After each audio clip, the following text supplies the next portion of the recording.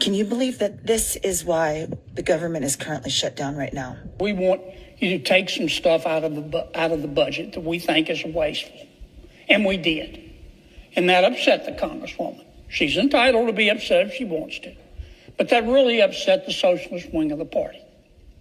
And so we took out, and here's what they want us to put back in.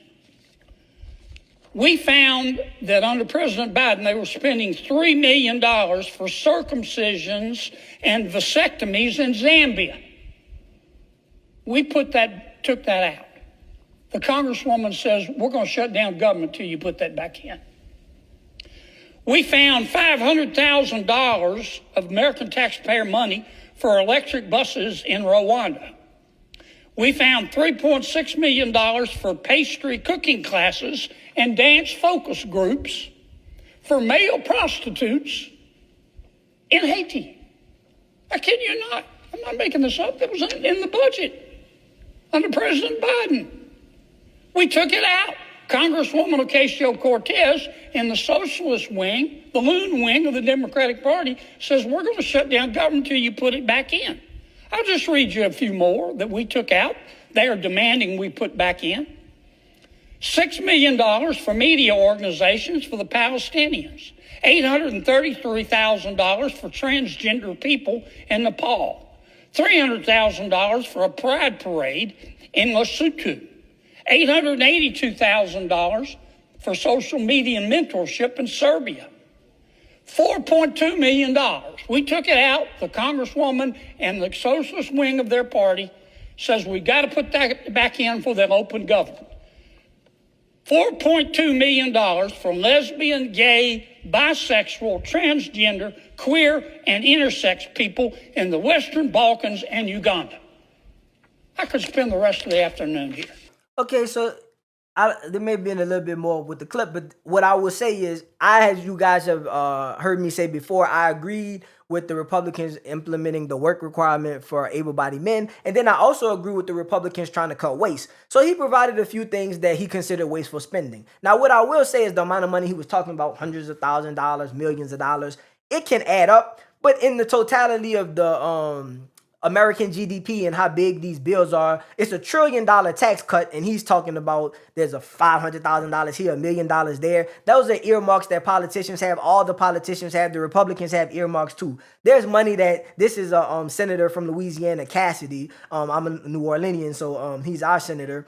There are tons of things in these bills on both sides where they just add things for their friends, their buddies, and different agendas they have. So I do think what he said was wasteful spending. It should be taken out, but he's making it seem like this is something that the Democrats are doing, and it's both sides who have spending on things that they like that isn't necessarily in the best interest of the American public. And also, some of these things, though they sound crazy, may be things that certain groups feel are important for agendas they're pushing. Now, I don't support these agendas, but when you're talking about America, we try to influence the world as far as democracy, diversity, a plethora of things. So if we're trying to influence the world, we may be trying to influence the world in ways Republicans don't like. Just like when the Republicans are in office on the national stage, they might be trying to influence the world in a way that the Democrats don't like.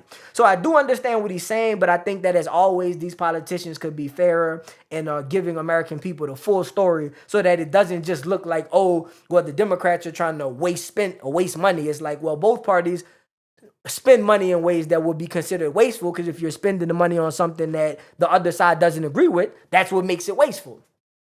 That was the last clip that he had. As you guys can see, the producer is coming across slightly different content for me. I'm not coming across the facts and the videos that people like Emily and Nick are seeing. I'm just hearing coming across their narrative and their beliefs. So I could say this: if all I was seeing was like crazy white liberals and all I was seeing was black people on phones talking about not getting jobs, and single mothers who are saying we won't work no matter what, or able-bodied men saying we won't work no matter what, obviously I'm looking at it. That's a problem. I thought that problem existed. My belief is just that that's not the majority of people on welfare, right? There's a lot of people on welfare. 40 million people, right? So there may be 1 million people abusing the system. There may be 5 million people abusing the system, right? But I don't think 20 million people are abusing the system. So when we speak about welfare, I like to bring up people who may be, like I say, teachers, and I'm not saying, I don't know if teachers are on welfare or not, but I like to bring up people who have part-time jobs or people who just have low-income paying jobs.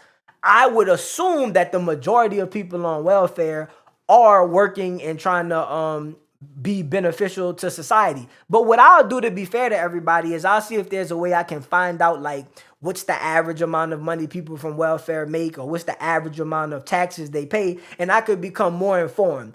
If I come to find out that the majority of people using welfare are living in Section 8 housing, which I don't believe that's true, then maybe I'll have a different opinion on welfare, because to me, Section 8 housing is people who use the government assistance much more than people who use welfare. I think that people who have welfare pay for home, pay for their rent, etc. So I believe to pay for your rent, you have to have a job, right? So you're just using the food stamps as a supplement to help you with your bills. Because if you're paying your own rent, but you're struggling to have money to provide for the kids or yourself to eat, I don't see anything wrong with giving you money. Now, also, there's nothing wrong with people living in Section 8 housing. I'm just saying that Section 8 housing to me is people who are more so in dire needs, whereas I'm thinking the majority of people who get food stamps are somewhere in the middle. I believe, again, to be able to afford a car, clothes, house, etc., that they do have some form of income.